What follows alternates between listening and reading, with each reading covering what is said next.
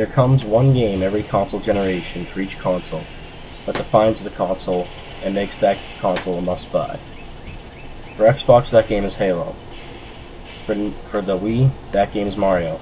And for the PlayStation 3, that game is Warhawk. This game is just on another level compared to all the other exclusives out there on the platform.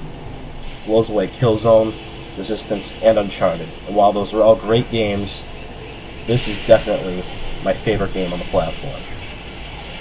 Warhawk is a third-person, action-oriented online shooter. This game can only be played online, for there's no single-player campaign in the game, but I'm not complaining at all because the multiplayer is simply fantastic. It'll support up to, I believe, 32 players online, and you'll just have a full ton of fun with a humongous frag fest with all your friends and play alone if you want. It's all good fun. The premise of the game, while there is no story, it's basically just that age-old setup of red versus blue, you know, bad guys versus good guys, if you want to call it, even though the game never specifies who's bad or who's good. Basically, if they're not the same color as you, you shoot them. And that's all you really need. This isn't the kind of game where there's a huge storyline or a big plot or anything like that. Just get in there, shoot the bad guys, you know? And I like that. This is how the story doesn't really get in the way of the multiplayer, because this really is just a multiplayer-focused game. The gameplay. There is a lot of gameplay elements in this game. I mean, if you want to play this game as if it's a third-person shooter and just run around as infantry, you can do that. All weapons and stuff are a pickup, so there's no created class. So I love that, because that makes it balanced. You have to know the map to find the weapons on the map, and that just makes the game really balanced. And all the weapons are also balanced. I don't think there's any overpowering vehicles. People would argue that the Warhawks are overpowering, which I will get to what they are later in the review, but I don't believe they're overpowering. But yeah, definitely this game has balance compared to a lot of other shooters these days. And this game is back in '07, remember, we're here today, and games these days still can't get their balance right. But that's definitely good. But there's lots of gameplay elements in this game. You can be, as I said before, you can be infantry, you can drive jeeps, tanks, be in anti-aircraft guns, and fly Warhawks. Now before I go any further, let me explain to you what the Warhawks are. Warhawks are the coolest vehicle in the game. They're basically these fighter jets that, kind of like Harriers, but cooler.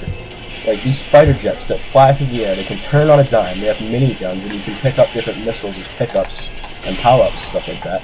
But also, if you tap triangle, the Warhawk will actually transform into like a Harrier type thing, and it'll hover around, you can fly it like it was a helicopter.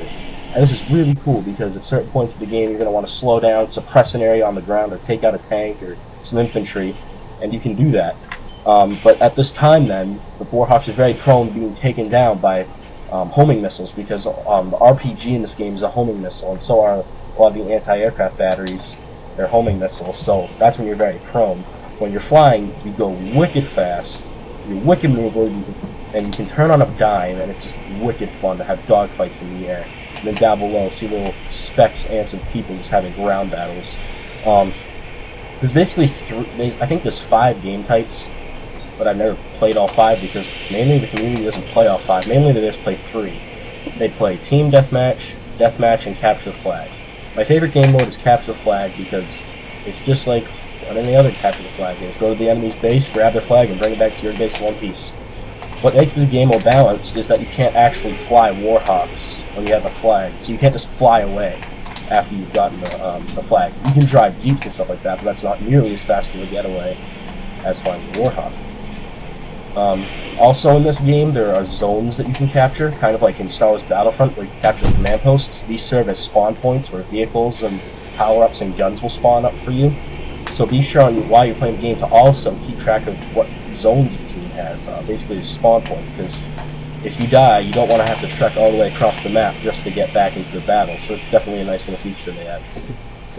This game also has a really nice sense of humor. Like, as you just saw, when I died, my Warhawk, your body just goes flying out, and that's really amusing to me. Just your body goes flying out, and yeah, it's pretty fun. All right, so the graphics, well, it's from 2007. Don't be hard on the graphics. Even then, these graphics hold up. They have what they lack in technical prowess. They really just, the art design. I love art design. All the colors is very bright, yet it's got this like modern future look to it. It just really looks cool. It's just, I can't even describe it really. It's like you've got the modern look mixed with future, but like you're not playing in like these cities. You're playing in cities that look like, not even cities, these little towns that you look like they'd be here today. And also, as you can see here, like just like open wilderness type areas, and I really like that. Like one thing I didn't like about Halo 2 was that they kind of got away from that and they went more into a city environment, and that kind of annoyed me as opposed to the first game. So I really like how this game does that, and it does it quite well. The sound design, I believe, is better than the graphics.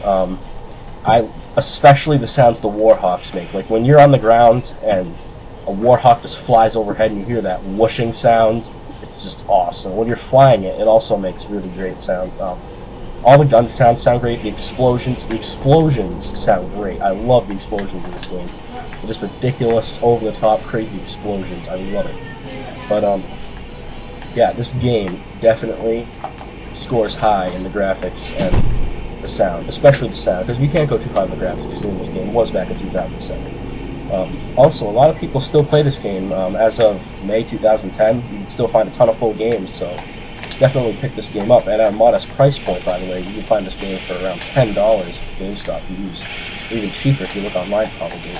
This game's also available for download on the PlayStation Store. I'm not 100% sure of the price in the PlayStation Store. It's probably more just because you don't have to go out to get it, so they're just going to get you there. But definitely, this game is a worthy buy. I give this game a 10 out of 10. It's just so great. I can't find any flaws with the game at all. It's just so fun. The maps are huge. Ton of vehicles. Ton of fun. The game is just huge. Like, that's all I can use to describe the game itself. It is huge. It's everything. Even when you're just flying overhead on the Warhawks and seeing the battles, you just get this grand scape feel of that you're really a part of a large-scale conflict. It's definitely, there's no other peer to this game. This is a game in a league of its own. Definitely check it out if you're looking for something new. If you got a PS3, you want to see what's out there for it, pick this game up. Definitely worth it. So I'll let you guys enjoy the rest of this gameplay here. I'll just shut up, and I'll see you guys next time. Peace.